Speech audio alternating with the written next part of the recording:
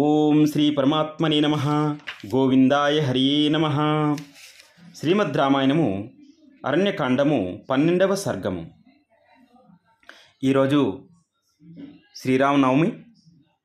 అందరికీ శుభాకాంక్షలు తెలుపుతూ ఈ శ్రీమద్ రామాయణ మహాగాథను వింటూ ఆనందాల్ని పొందుతూ ఆరోగ్యాన్ని పొందుతూ శ్రీరాముని కృపకు పాత్రులు కావాలని ఆ భగవంతుని ప్రార్థిస్తూ ఉన్నాను.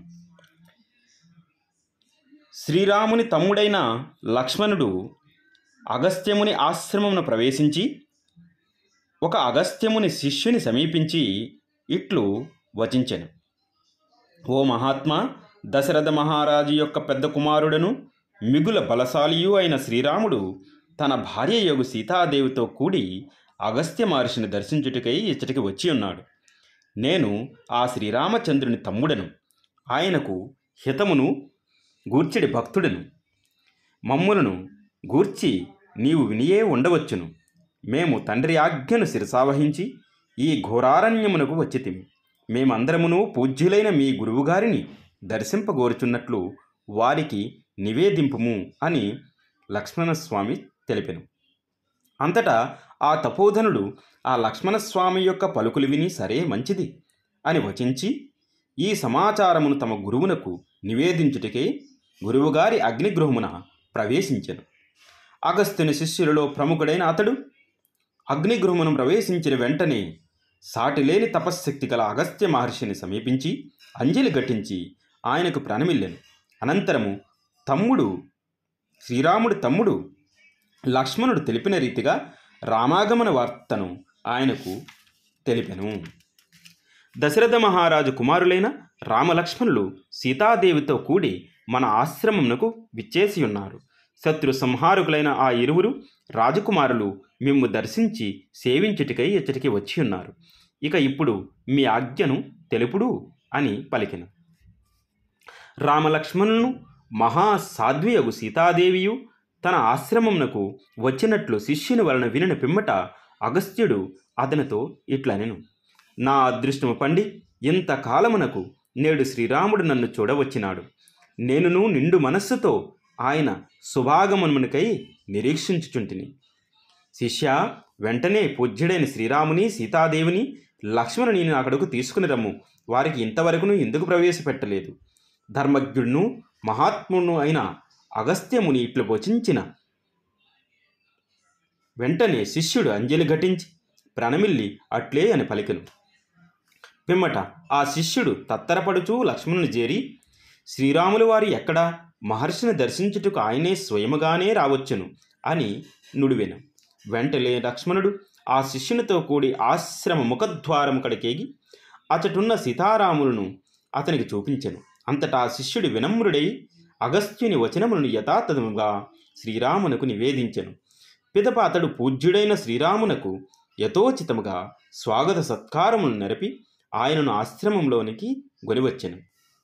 శ్రీరాముడు సీతాలక్ష్మణ సహితుడి ఆశ్రమమునందు నిర్భయంగా సంచరించుచున్న లేళ్లను చూచుచూ లోనికి ప్రవేశించాను.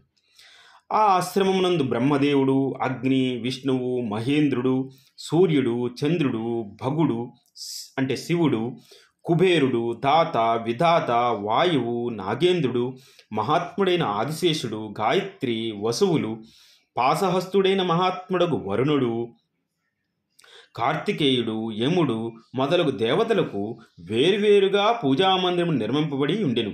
శ్రీరాముడు సీతాలక్ష్మణ సమేతుడై ఆయా దేవతామందిరములన్నింటినీ విడివిడిగా శ్రద్ధాశక్తులతో దర్శించెను.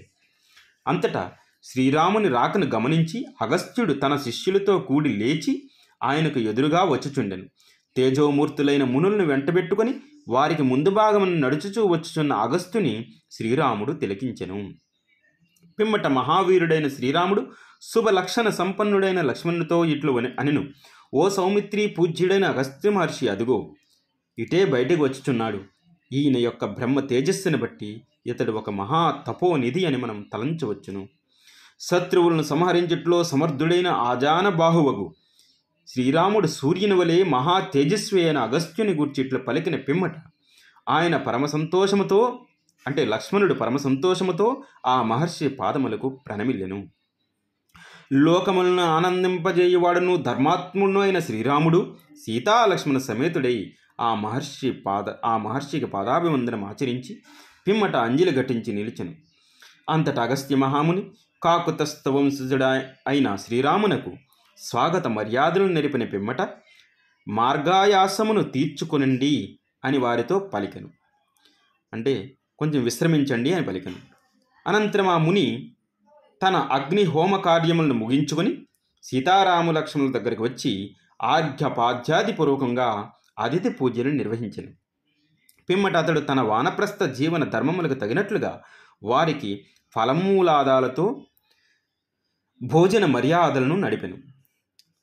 ధర్మజ్ఞుడైన ఆ మహర్షి ముందుగా తాను కూర్చొని ప్రాంజలి అయి ఆసీనుడైన ధర్మజ్ఞుడగు శ్రీరామునితో ఇట్లు నుడివెను. ఓ రామ, వనవాసము చేయుచున్నవాడు ముందుగా వైశ్వదేవాది అగ్ని కార్యములను నిర్వర్తింపవలను. పిమ్మట ఆర్ఘ్య పాద్యాదులతో అతిథి పూజలను కావింపవలను. అందుకే ముందు శ్రీరాముడు వచ్చిన తర్వాత ఆయన మళ్ళీ తన అగ్ని హోమ కార్యాలను చేయడానికి వెళ్ళి మళ్ళీ పూజలు చేసుకుని వచ్చి వీరికి అతిథి పూజలు చేసెను. అందుకు భిన్నముగా ఆచరించినచో అబద్ధ సాక్ష్యము చెప్పిన వారి వలె అతడు పరలోకములో తన మాంసమనే తాను భక్షింపవలసి ఉండును అని అనిను. ఇక్కడ మనకి ఇంకో విషయం చెప్తున్నాడు. ఎవరైతే అబద్ధ సాక్ష్యములు అబద్ధాలు ఎక్కువ ఆడుతారో వాళ్ళు తన మాంసమనే తాను భక్షింపవలుస్తుంది నరకములో అని చెబుతూ ఉన్నాడు. ఓ రామ, నీవు సమస్త ప్రజలకును రాజువు, ధర్మ నిరతుడవు, మహాయోధుడవు, నేడు మాకు ప్రియమైన అతిథివి కనుక నీవు మాన్యుడువు, పూజ్యుడువు. ఇట్లు పలికిన పిమ్మట ఆ ముని పుష్పాదులతో ఫలమూలాలతో శ్రీరాముని చక్కగా పూజించి మరలా ఆయనతో ఇట్లు వచించెను. ఓ పురుషోత్తమ, ఇది దివ్యమైన గొప్ప ధనస్సు. ఇది బంగారముతో రత్నములతో అలంకృతమైనది. ఈ వైష్ణవ చాపమును విశ్వకర్మ నిర్మించెను. సూర్యుని తేజస్సు వలె అమోఘమైన ఈ శరము బాణము బ్రహ్మదేవుని నుండి నా కడకు చేరినది. ఈ 2 తూరీనములు దేవేంద్రుడు నాకు సమర్పించెను. ఇవి బాణములను అక్షయముగా సమకూర్చుచుండును. అగ్నివలె తేజస్సును విరజిమ్ముచుండెడి వాడి అయిన బాణములతో నిండి ఉండును.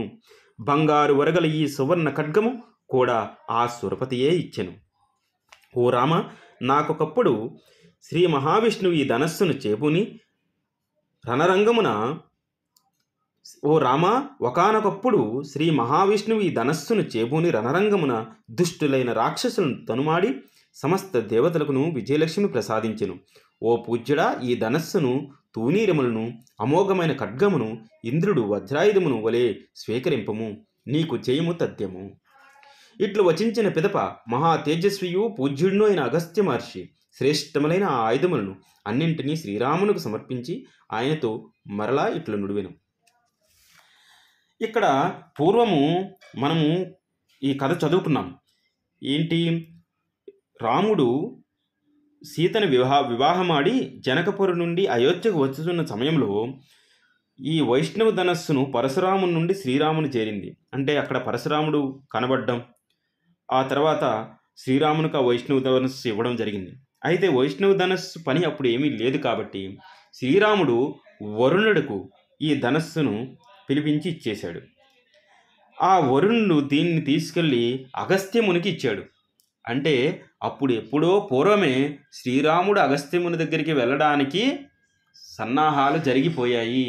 ఈ ధనస్సుని అప్పుడు దాకా రాముడి దగ్గర ఉంచడం ఎందుకని, ఎక్కడికైతే రాముడు వెళ్ళాలో అగస్త్యముని ఆశ్రమం వింధ్యా పర్వతాల మధ్య అక్కడికి ఈ ధనస్సుని ముందే పంపించడం జరిగింది.